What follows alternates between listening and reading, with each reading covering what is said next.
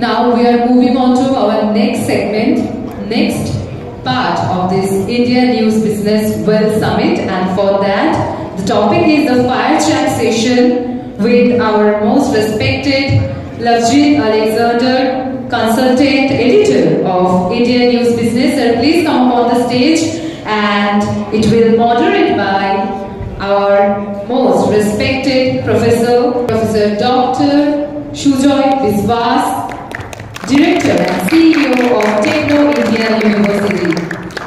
Please give them a huge round of applause. Thank you so much, sir. Okay, you both have mics. The stage is all yours. Thank you so much. Please continue. Good afternoon to you all. We have very limited time. So let me get to the questions first. My guest today, Lavjit Alexander, consulting editor, Indian News Business on the digital. First, I would like to spare a few words before I go into the questions. Wealth is important. Is wealth important? Wealth is very important. As a motivational speaker, I keep on saying that wholesome happiness consists of four wellness. One is health wellness. You should be healthy, you should be wealthy, you should be emotionally happy and spiritually happy. People say that money is nothing, wealth is not important. I keep on saying either they are fools or billionaires. So people should be wealthy, one of the components of it. In the first session I was saying that Bengal ka kya hoga, Bangla ki hoga, ekdam dhulega. It's not like that. Statistics says that Bengal is the fourth largest economy in the country. So it's happening. Definitely the manufacturing sector is lacking, but it's happening. The numbers are good. The second is that India is in a great condition. All the speakers said, I believe that. But in order to do that, we have to take care of the demographic dividend that India is enjoying at this point of time. So that by 2047 we are at 30 trillion or 2,400 lakh crore economy. Excellently explained. And the CGR of 6.8% at this time. Bengal is happening with Bengal Business Council, then make Kolkata relevant again program and stuff like that. So I just update you because you're not in Calcutta. It's not that nothing is happening. Things are happening and things are going to happen. Service sector is in a great state. The TCS, CTS, Wipro, it was all over here. The service sector has definitely managed. Now directly going to the question. First, my question is, how does the role of financial journalism contribute to broader understanding of wealth management and economic trends? You are in financial journalism, so how does it help? Thank you, those are some amazing numbers shared by Professor about Kolkata and West Bengal Thursday. And things are changing, and one big example, I would say that we are here because we know things are changing. Thank you so much. So rest assured we understand India is noticing what Kolkata is doing, what West Bengal is doing this day. And when we talk about business journalism and how business journalism can help, so this is more like an activator and a well-information. So where business journalism, like this platform we created, we are here to discuss these things, to understand these things, and media becomes an enabler. So the corporate brands, in last couple of days I've been here in Kolkata and we reached out to several corporate leaders and management and had a few meetings, some interesting ones. And these are amazing people, they are doing amazing work. And not many people know about Just that. taking it from you, one of the speakers right this morning said that a lot of hard work has to go into it to understand the market. So does this kind of journalism shortens the hard work or make a shortcut route to the hard work so that people can learn things faster than they could have done it to themselves? There is no shortcut or alternate to hard work, so that is one. But we can always do smart work. So there has to be branding, there has to be exclusive coverage, there has to be this reach out associated with whatever work you do. So that has to be. Kolkata knows, West Bengal knows art, you know culture. So this is the beautiful, best way of promoting things. You can easily do that. You you are good with words, you are good with literature. So if you can't do that, then nobody can do that. And that's all advertising is all about that. My second question, in covering wealth-related topics, how to ensure balance between providing valuable insights and avoiding sensationalism in reporting, in your reporting? Because you are the consulting editor, you have to strike a balance between these two. Is that a trick question?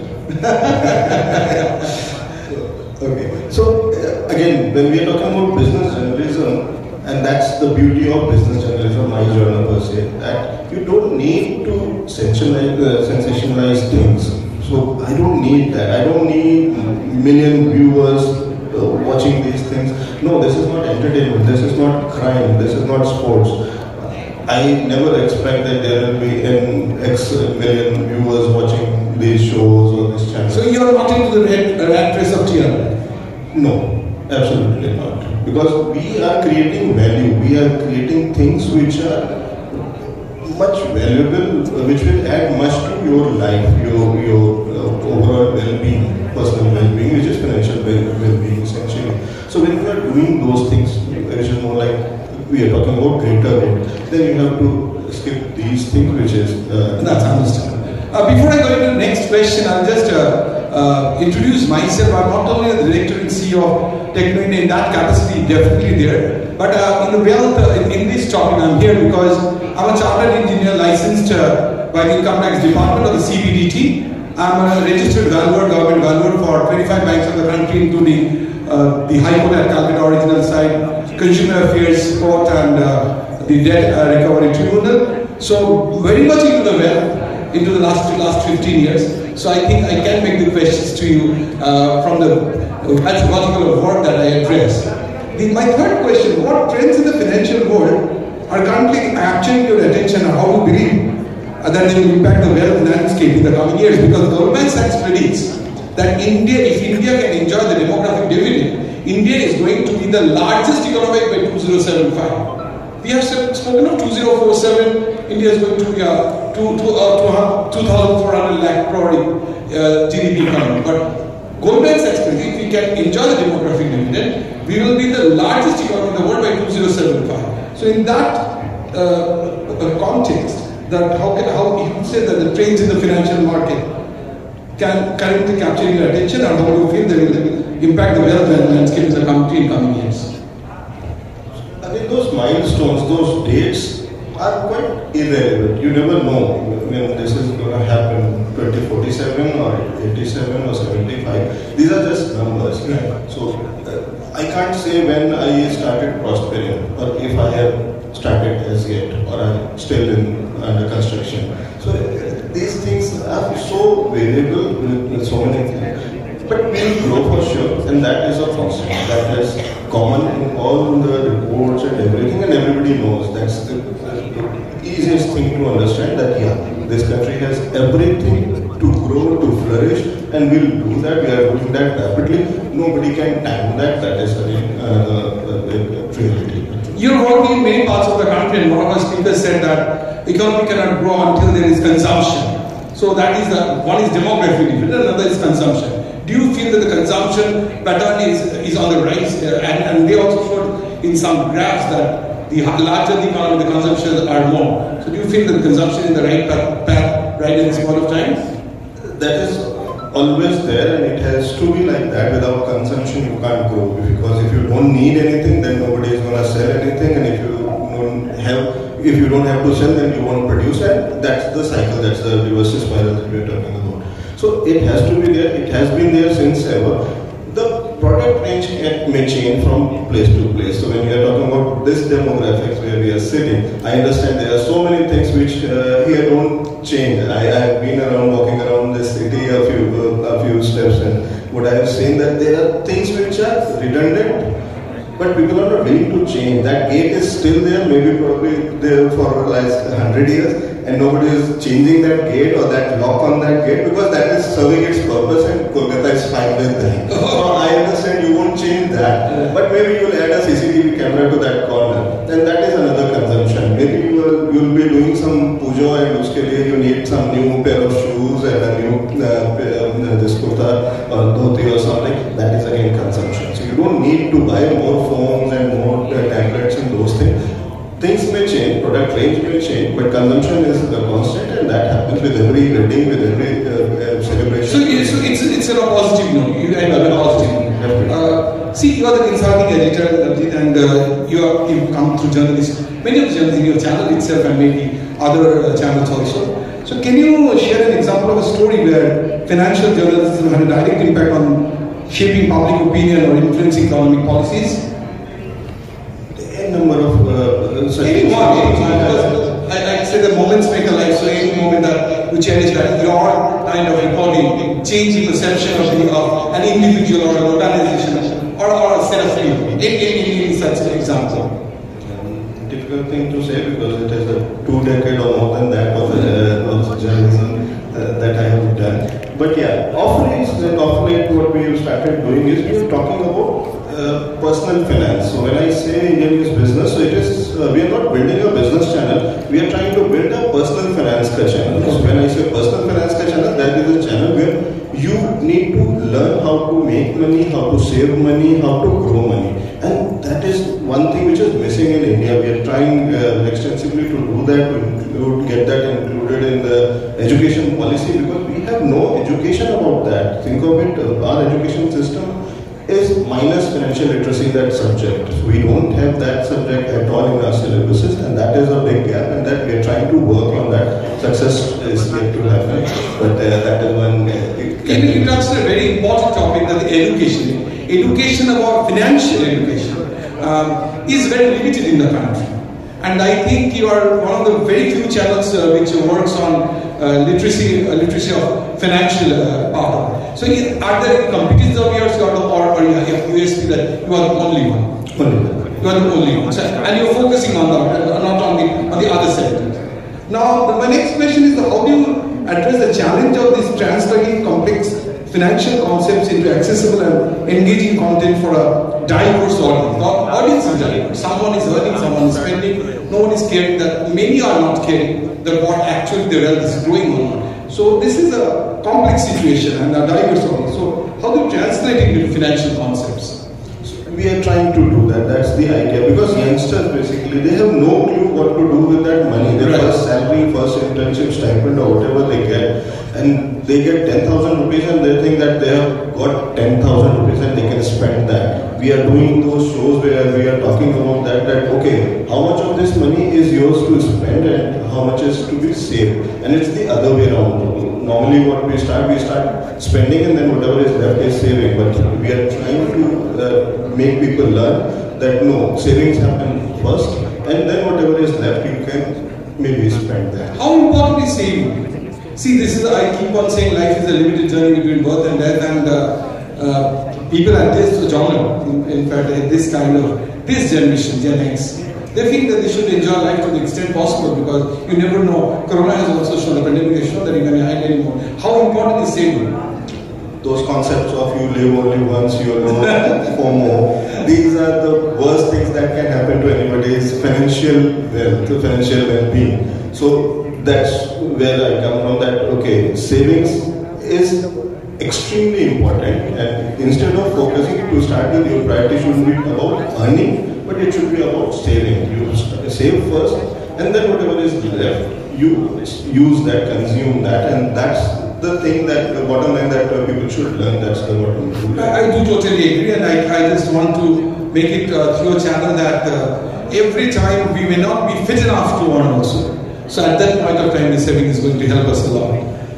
My next question, as a journalist covering wealth-related topics, how do you ensure your reporting remains unbiased and objective, particularly when dealing with influential figures in the financial world? Any actual question, I guess? You can talk a bit with figures and then maybe individuals.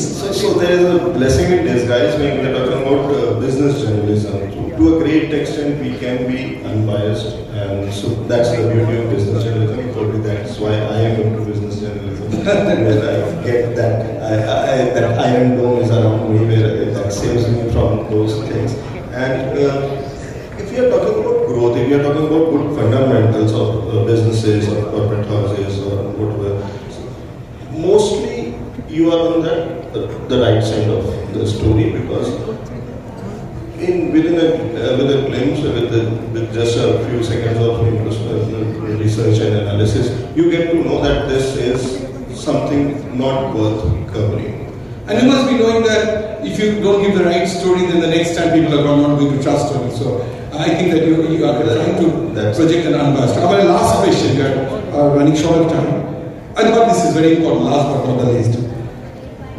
Digital media is now flourishing all over the world. So with the rise of the digital media, how has the landscape of financial journalism evolved, and what opportunities or challenges does this present for delivering financial news to a wider audience? Both the things have been escalated by digital media. Both challenges also and opportunities also. Opportunity is with just a mobile phone, a smartphone, you can go out and start talking things, and your content, your views reach out to everybody across the globe. But then responsibility, who's gonna do the checks and balances, because everybody holding a mic, having a camera, phone, and doing these things, he or she also may not be the right person to talk about that subject, because here we are talking about finance, we are talking about money, and money is important, very, very important, and we should respect money. That's one big thing, isn't it?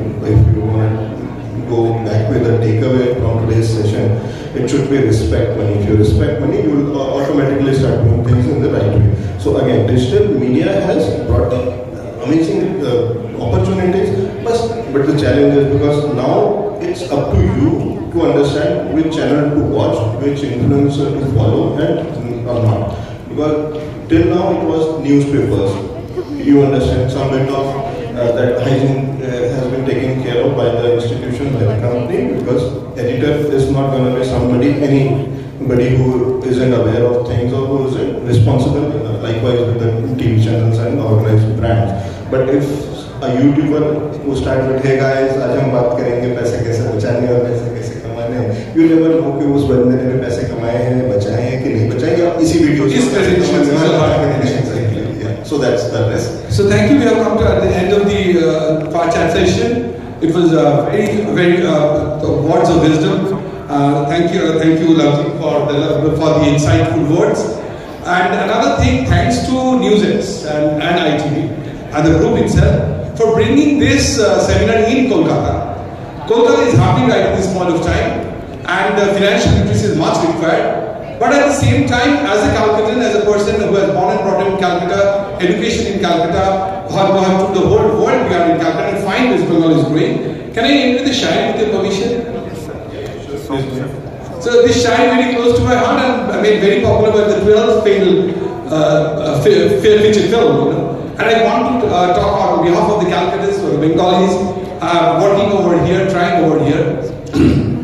It says that I quote, मुट्ठी में कुछ सपने लेकर भरकर जीव में आशाएं, मुट्ठी में कुछ सपने लेकर भरकर जीव में आशाएं, दिल में है तमन्ना मेरी कुछ कर जाए, सूरज सर तेज नहीं मुझ में, सूरज सर तेज नहीं मुझ में, दीपक से जलता देखोगे, अपने हद रोशन करने से, तुम कब तक मुझको रोकोगे, तुम कब तक मुझको रोकोगे, तुम कब तक मुझको रोकोगे. Bengal is going to happen. Thank you so much.